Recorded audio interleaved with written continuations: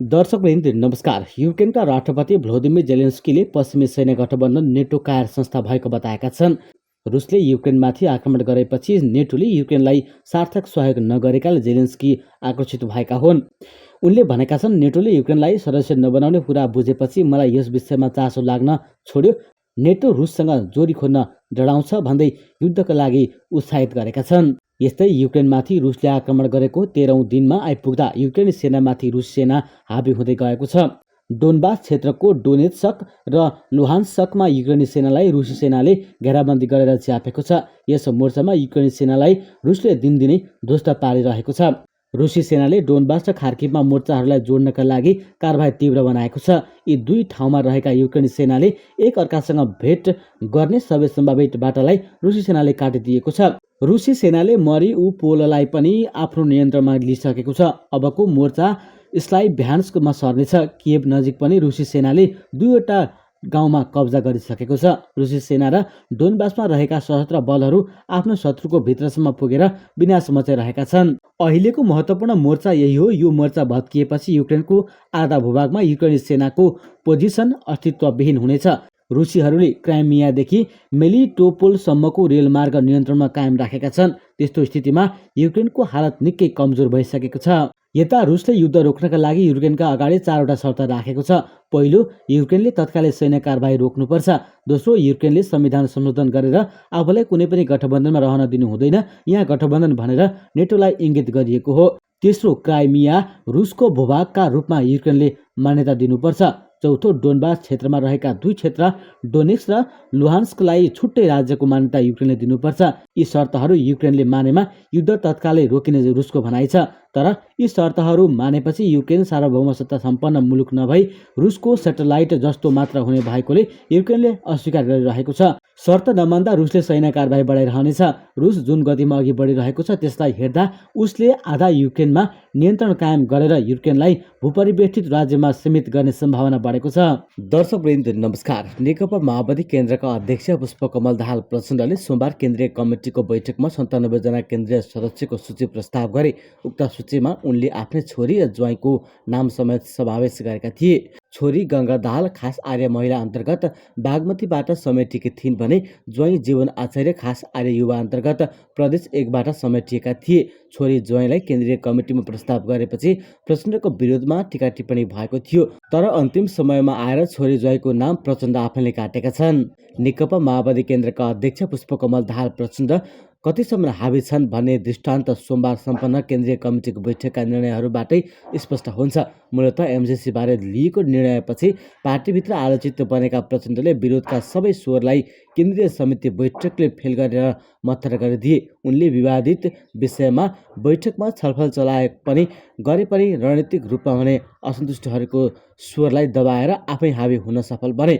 उनले एमसिसी बारे नेताहरू कृष्ण बहादुर महरा, देव गुरुङ, लीलामणि पोखरेलको नोट अफ डिसेन्टलाई स्वीकार गरे। नेता नारायण श्रेष्ठले फरक मतलाई पनि आफ्नो नोटिसमा रहेको बताए। तर गठबन्धन र प्रतिगामी षड्यन्त्रलाई परास्त गर्न भनेर एमसिसी पास गर्न पार्टी तयार हुनु परेको तर्क दिए। त्यस्तै उनले व्याख्यात्मक घोषणालाई अमेरिकाले समेत स्वीकार गरेको भन्दै केन्द्रीय सदस्यलाई विश्वास पार्न आग्रह गरे। प्रचण्डले अहिले चुनावको तयारीमा जुट्नुपर्ने भएकोले यसबारे व्यापक बहस गर्ने समय नभएको भन्दै आगामी जेठ 20 गते केन्द्रीय समिति बैठक राखेर वृहत छलफल गर्ने भनेर पन्छिए। यस्तै पदाधिकारी, पोलिट ब्युरो, स्थायी कमिटी सदस्य चयन लगायतमा पनि बैठककै निर्णयमा टुङ्गो लगाउने भनेर पर्खिदिए।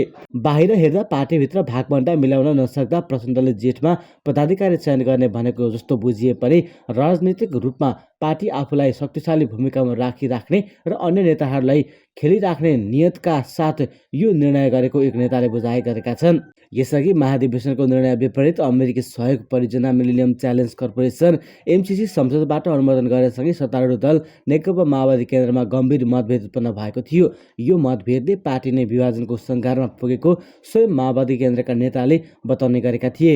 एमसीसी अनुमोदन गरेर अध्यक्ष पुष्पकमल दाहाल प्रचण्डले पार्टी निर्णयको गम्भीर उल्लङ्घन गर्नुका साथै पार्टीको क्रान्तिकारी छवि समेत धुमिल पारेकाले प्रचण्ड नेतृत्वको माओवादी केन्द्रमा रहिरहन नसक्ने नेता नारायण काजी श्रेष्ठ पक्षको निष्कर्ष छ।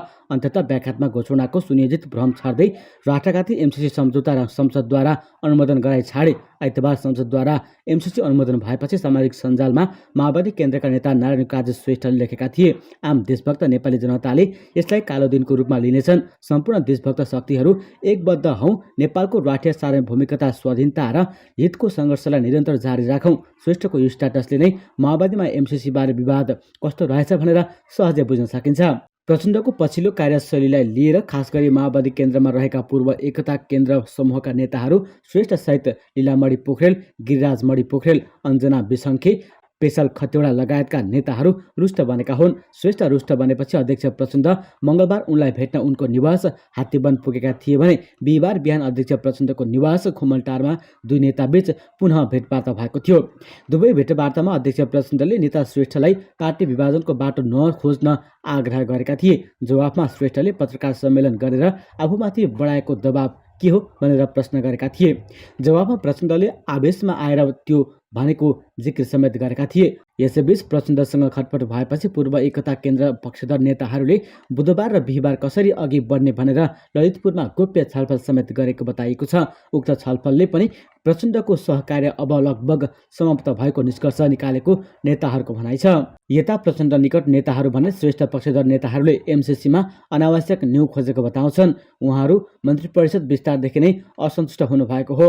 अहिले एमसीसी थप निहु बन्यो। प्रचण्ड निकट एक नेता भन्छन्, नारायण काजी श्रेष्ठ कमरेडहरू बेला बेलामा आफूलाई ठूलो क्रान्तिकारी देखाउन अनेक उपाय अपनाउने गर्नुहुन्छ।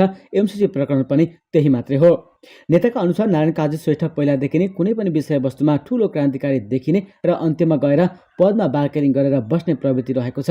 अहिले पनि उहाँले पार्टी नै विभाजन गर्नुहुन्छ भन्ने लाग्दैन। बरु पार्टी पदाधिकारी र केन्द्रीय सदस्यमा उहाँहरूले केही आफ्ना मान्छे थप गर्न सक्नुहुन्छ, एक नेताको भनाइ हो। दर्शकवृन्द, रुसले युक्रेनकै सबैभन्दा ठूलो पारमाणविक भट्टी वरपरको क्षेत्र आफ्नो नियन्त्रणमा रहेको दाबी गरेको छ। रुसले विश्वको पारमाणविक पहरेदार निकायलाई दक्षिणी युक्रेनको निएपर नदी नजिकको जपोरिझिया सहर स्थित क्षेत्र आफ्नो नियन्त्रणमा रहेको दाबी गरेको हो। रुसका अनुसार उक्त भट्टीका कर्मचारीहरू आफ्नो कार्य सामान्य ढङ्गले सञ्चालन गरिरहेको अन्तर्राष्ट्रिय आणविक ऊर्जा शक्तिले बताएको छ। युक्रेनको पारमाणविक सञ्चालकले भने आफ्नो मुलुकका सम्पूर्ण ऊर्जा भट्टीसँग सम्पर्क रहेको र सबै स्थानमा नियमित कार्य जारी रहेको जानकारी दिएको छ। प्राप्त जानकारी अनुसार युक्रेनका 15वटा पारमाणविक ऊर्जा भट्टीमध्ये 6वटा भट्टी जापोरिझिया प्लान्टमा रहेका छन्। जापोरिझिया प्लान्ट रहेको इनरगोदार सहर नजिकका सडकहरूमा स्थानीय बासिन्दाहरूले अवरोध सिर्जना गरिरहेको खबर पनि प्राप्त भएका छन्। यसैबीच युक्रेनको पारमाणविक निकायले रुसी फौजले कब्जा गरिसकेको उत्तरी युक्रेन स्थित चेर्नोबिल पारमाणविक भट्टी क्षेत्रको सुरक्षित क्रियाकलापका लागि सामान्य गरी मद्दत गरिदिन आइएईलाई अनुरोध गरेका छन्। एक सातादेखि रुसले युक्रेनमाथि आक्रमण सुरु गरे यता पक्ष र विपक्षमा विश्व ध्रुवीकृत भएको छ। युक्रेनको पक्षमा अमेरिकासँगको रणनीतिक साझेदार मुलुकहरू छन् भने विपक्षमा चीन, बेलायत, रुस लगायत ठूला राष्ट्रहरू रहेका छन्। युक्रेनमाथि रुसी हमलालाई लिएर विश्व नै ध्रुवीकृत भइरहेका बेला नेपालले भने संयुक्त राष्ट्रसङ्घीय मानवाधिकार परिषदको आपतकालीन बैठक गर्ने पक्षमा मतदान गरिरहेको छ। युक्रेनकै विषयमा सम्बन्धित रहेर मङ्गलबार मात्रै प्रधानमन्त्री शेरबहादुर देउवासँग अमेरिकी विदेश मन्त्री एन्टोनी ब्लिङ्कन बीच संवाद भएको छ। यो संवाद सुरुमा ब्लिङ्कनले ट्विटर मार्फत जानकारी गराएका हुन्।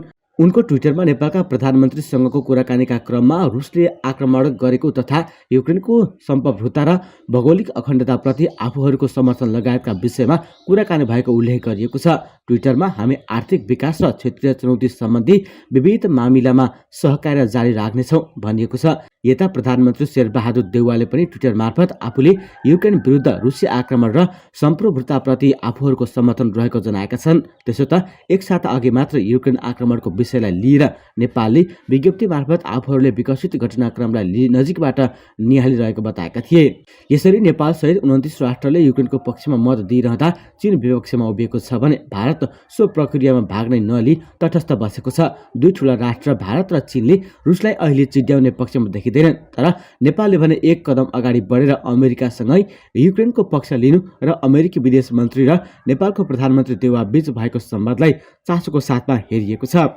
अमेरिकी सहायता परियोजना मिलेनियम च्यालेन्ज कर्पोरेसन एमसीसी नेपालको संसदद्वारा अनुमोदन भएको ताजा अवस्थामा अमेरिकाले स्वागत गरेको छ भने चीनले यो विषयलाई नजिकबाट हेरिरहेको बताएको छ। नेपालमा एमसीसी अनुमोदन भए लगत्तै चीनले आफूले सो विषयलाई नोट गरेको जनाइरहँदा अमेरिकी विदेश मन्त्री एन्टोनी ब्लिङ्कनले प्रधानमन्त्रीसँगको संवादले अमेरिका नेपालसँग सकारात्मक भएको सन्देश दिन खोजिरहेको जानकारीहरू बताउँछन्। यसैबीच नेपालले युक्रेनको पक्ष लिएर मतदान गरेसँगै धेरैले नेपालको विदेश नीतिको विषयलाई लिएर चर्चा गरिरहेका छन्।